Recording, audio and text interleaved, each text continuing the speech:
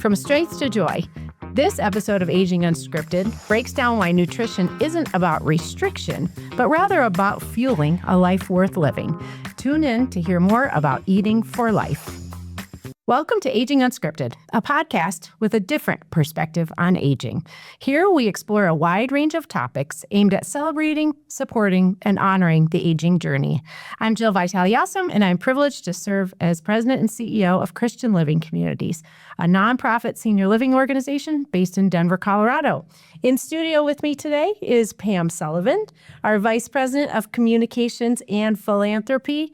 And joining us today is our very special guest is our friend Clint Rasti. And Clint has nearly 10 years experience as a clinical dietitian, serving in a variety of senior living settings. And Clint is our Duet Hospitality Regional System dietitian. So Clint supports all of our Christian Living Communities campuses with amazing direction when it comes to dietary needs and driving really the nutritional focus for the whole dining program. So welcome, Clint. We're thrilled to have you. Yeah. Thank you so much for having me. Yeah. We're really glad to have you. So when we were talking about this, I was like, ooh, you know how dietitians are and nutrition. Dietitians are, they're going to judge what I eat. And very prescriptive. Very prescriptive. Yes. But that's not who you are. And that's not who a lot of dietitians are, right? No, it's not. It's a common misconception. So my sense when we talk to you is you take a really holistic view of nutrition and how it ties in with aging. So tell us a little bit about that, your perspective on all of that.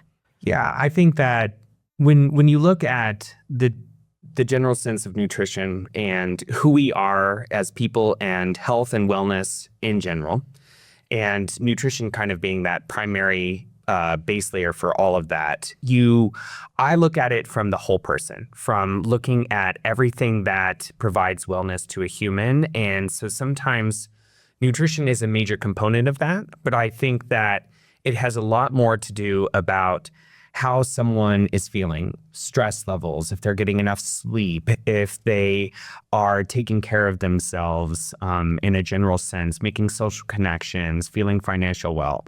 And so I think all of those things together create a holistic view of a person and where they're at nutritionally. As we age, a lot of times we get diagnosed with different disease processes, diabetes, retention, fluid retention, things like that. And it comes down to diet. Yes. And so many people as we age really get focused, laser focused in on diet. What do you say to people who say it's all about whatever diet I should be on as I age? That's what's important. Yeah, I think that is very common because it's something very easy for people to turn to because they can control it. They can say, well, I couldn't control this thing that happened to me necessarily, but I can control the way that I eat and the things that I put into my body. There's a whole worldview about good versus bad foods, right? And so people start thinking, well, I need to eat this and not that. Entire literature that is written about that kind of subject matter. And so they hyper-focus and hyper-fixate. I can cure myself or I can fix what happened to me by changing the way I eat. And so it becomes that hyperfix. A way to get control over something you can't control, maybe. Yes. But it does. But what we eat does matter. Reasonable, which is completely reasonable to be like, you know what? This is the catalyst I needed to make the change for whatever it was. Yeah. But you said to us earlier, no food is bad food, or all food is good food, or something like that. You had a saying. Yes. And so talk to us a little bit about that, because that's a different perspective. Yeah, there are no, this is the good food, this is the bad food, binary black and white. It is very much all food is nutrition, all food nourishes us. It's how we interact with this food and how we bring it to ourselves and how we receive it, that is probably going to be the most important thing. There are going to be times where foods that the general public perceives as being really bad for you, do not go near that food, but it nourishes us because it helps bring down stress. It makes us feel a little bit better. Okay. And so that makes me feel better. Like the cheeseburger. Yeah. For a lot, cheeseburgers have purposes in our life. yeah, Completely, because you're like, this is what I want. This reminds me of a time in my life where my grandmother made me a cheeseburger that I really liked, or, like whatever it might be. And so that nourishes us. And then those individual components have nutrition. Right. And I guess the method to the madness is not to eat a cheeseburger every day. Correct. So that's balance and moderation. Yeah. Exactly. And so it's finding, yes, that balance in the way that we perceive our food and trying a variety of different foods that we can enjoy. Yeah. Yeah. Well, there's a whole market out there right now. I mean, you can't go to the internet right now without finding something that says you need more of this as you age, or this is the magic component or nutrition or vitamin or whatever that you need for aging. How do you recommend people sort out the fact from the fiction about nutrition and aging? Yeah, I think that it is extremely complicated in the highly technological world we live in now. At our fingertips are AI prompts and things that are telling us that filter out a lot of other information for us, which that's a whole different discussion about how that can potentially be harmful or whatever that is. I think you should always look critically at the stuff you are reading and where you are receiving information from.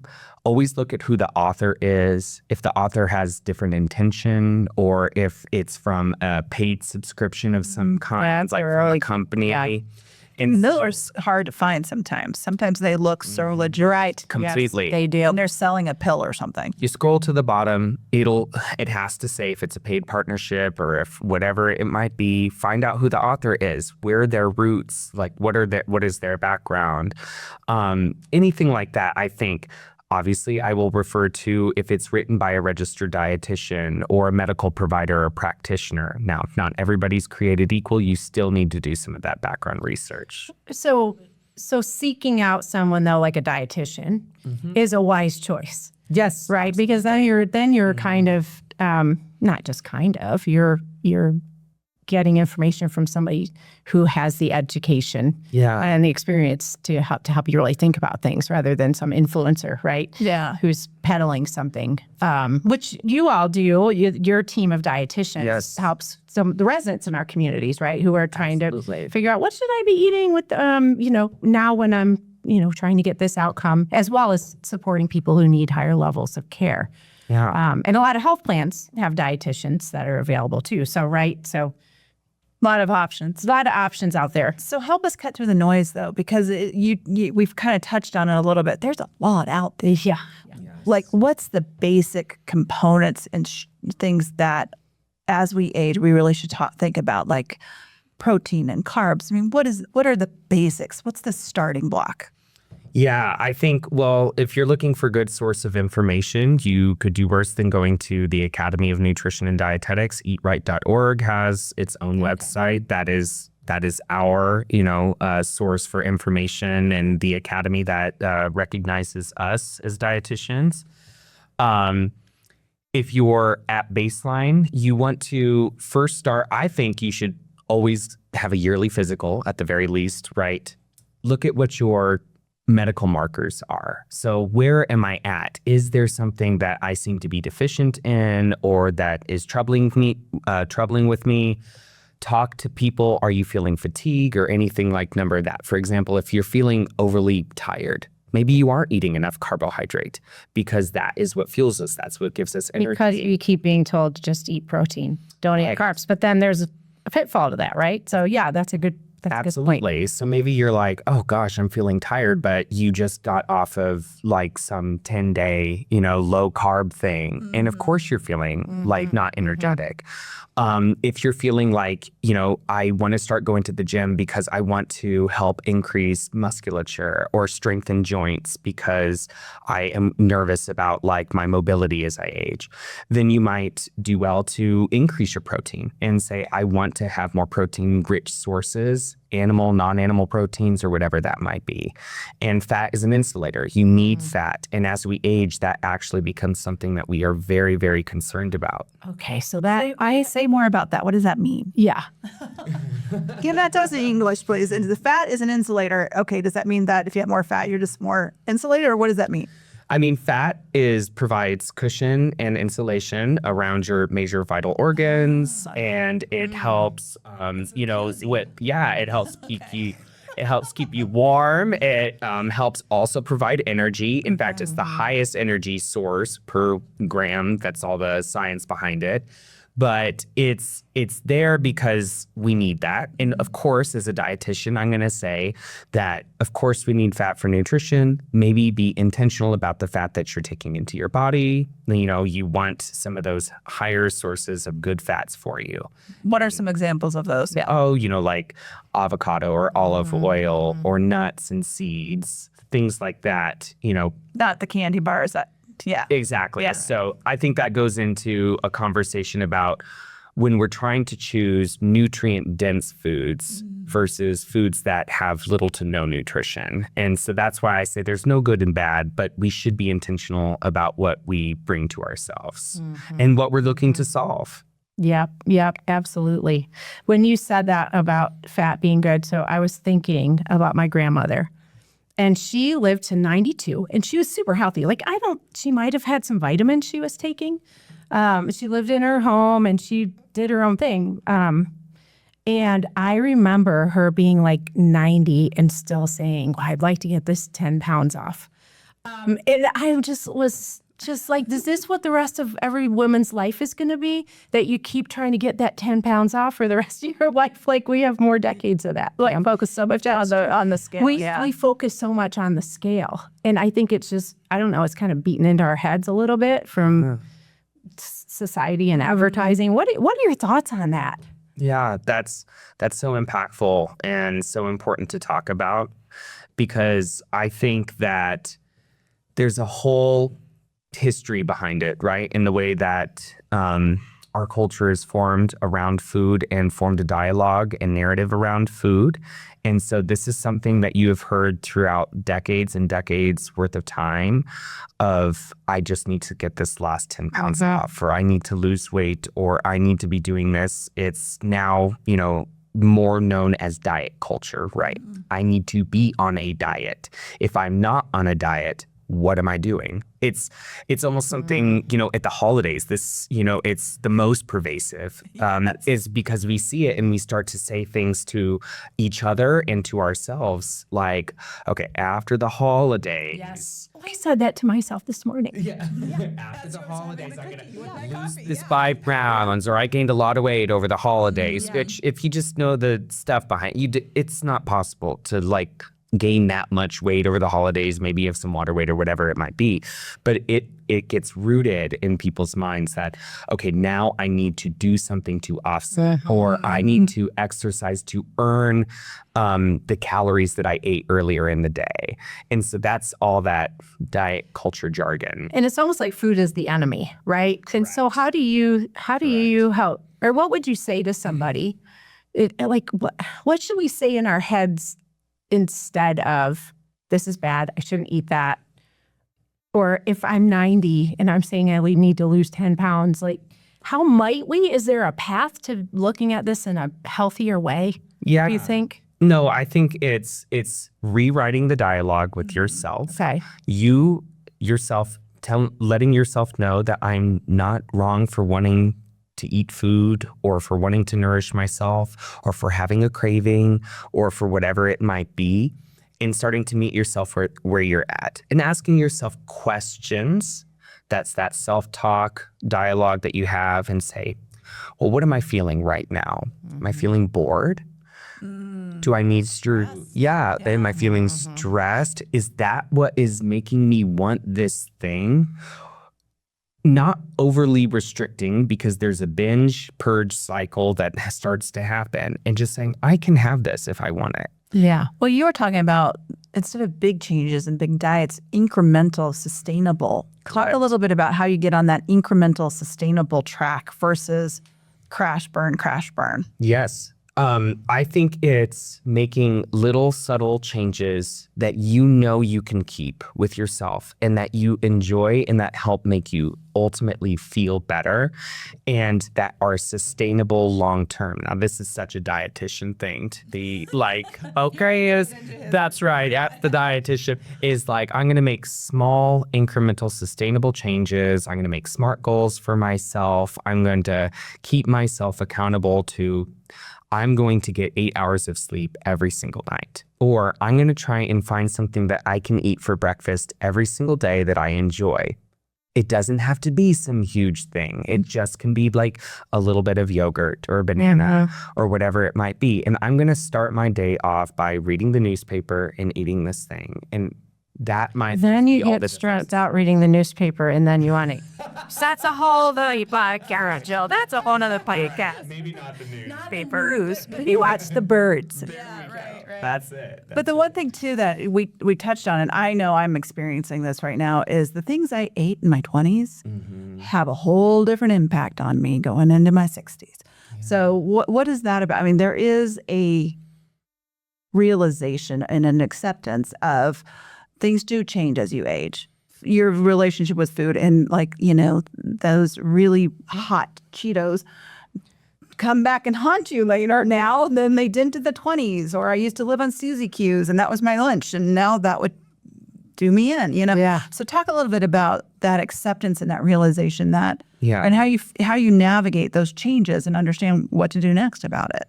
That's such an individual process for each and every single person. I think is there are some things you can do to help alleviate some of that, right, for yourself. For example, I love certain foods that give me acid reflux. So I take a medication for acid reflux and it allows me to still enjoy those foods. But there might be some things that you're like, actually, every single time, no matter what, I'm going to have this. And so you're right. In my 20s, I could eat barrels of this thing, and now I no longer have. And I think it's recognizing that we do change as we age. Our metabolism is going to change. We're going to need different things for our body. Our bodies are going to look different. So that's that self-talk again, and realizing, again, what am I doing? What am I eating? And how am I meeting myself with my nutrition? And am I feeling like, oh, do I need to start increasing my fiber? Because that's a problem that I'm having. And so I look up fibrous foods that help alleviate some of that pain or whatever it might be. Or do I need the protein or carbohydrate? And you talked a little bit about the realization, too, that your caloric intake needs change as you age. Correct. Do they go up, down, or is that also individualized? I mean, it can be definitely individualized, but we tend to become slightly more sedentary or just not as much movement-based, right, in our lives. And so your caloric intake needs may go down. Now, I know lots of really active older folks that still require a ton of calories, right? That because they are, very active. One is not worse or better than the other one. It's just that you're finding out that, oh my gosh, I'm eating as much as I was when I was in my 40s, but I don't need to be.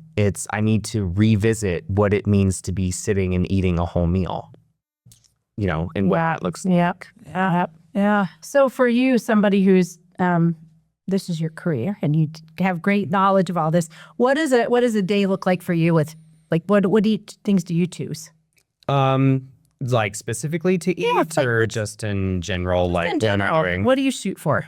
It does change a little bit for me every single day too, but I typically wake up and I go to the gym every single morning. Good for you. That's awesome.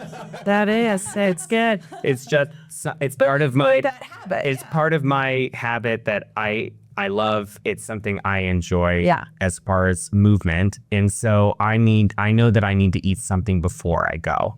Because I'm a breakfast person, I enjoy, but it's something small. So I'll have a banana or some yogurt, exercise, and then I refuel with more carbohydrate and protein after that. And that could be any number variety of things like eggs or, cereal, anything like that.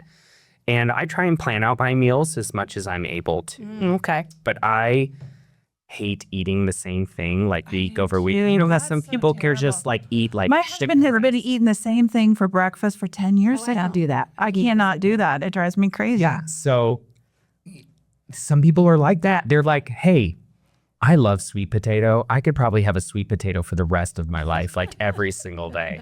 And I'm like, I'm really going to get fed up with sweet potatoes. Like I can plan my week out or meals out a week in advance. And then I need to switch it up. Constantly switching and changing things. That's just who I am. Yeah. And so I try and do something that has vegetable, carbohydrate, protein of some kind. And I do traditionally one vegetarian or vegan meal a week and then one animal-based protein meal a week. Oh, Yes, yeah, that's good. Have lunch, dinner, and then I eat again, it's because I go to the gym in the morning, I'm just ravenous through the day. So I'm like snacking a little bit. Yeah, I'll have skip eating something or yeah. Well, I'm curious, as we wrap things up, if you wanted to have everybody out there listening or watching keep one thing in their head about nutrition and food as we age, what would it be? I think one thing would be to be intentional and thoughtful. And I've said that a handful of times throughout this, is that you need to be kind to yourself. And then you need to ask yourself, hey, where am I at? What am I needing right now that is serving and fulfilling me? And that is that intention and thoughtfulness. And then don't be so hard on yourself. You don't need to be. You don't need to lose that last 5 or 10 pounds. Can I have your cell number so I can call you whenever I need to, Clint? We're just going to put that on a record. Put that on a little recording. We'll put it on our desk. We'll post it. We'll on our episode. Be kind to yourself. Take it easy on yourself. Yeah. And all food is good food. Yeah. That's right. Yeah. Exactly. That's perfect. That's really good advice. Thank you. I heard somewhere, if we talk to other people the way we talk to ourselves, nobody would want to be around us, right? But we talk to ourselves in some kind of awful ways. We do. And so, especially around food. we need to be nicer to ourselves. Thank you for. And I learned that every single day, 10 plus years being a dietitian, every single day I have to talk to myself. Yeah. And sometimes I'm not very kind to myself Right. at all. And so it's nice that we all share that lived experience. Yeah. With each other. It is. Yeah. All this we need to be, but it is good. Thank you. Thank you, Clint. Thank you. Thank you so much. So appreciate working with you and the rest of the dining team. You guys are awesome. I love it. And we appreciate our listeners and viewers joining us today for Aging Unscripted. A reminder that aging is indeed unscripted. Please subscribe on your favorite streaming channel and share the episodes with your friends and family members that you think could really use some of this information. Each of us has an aging journey that is as individual as we are, and not everyone receives the gift of aging. It's something that should be honored and celebrated. Thanks for joining us.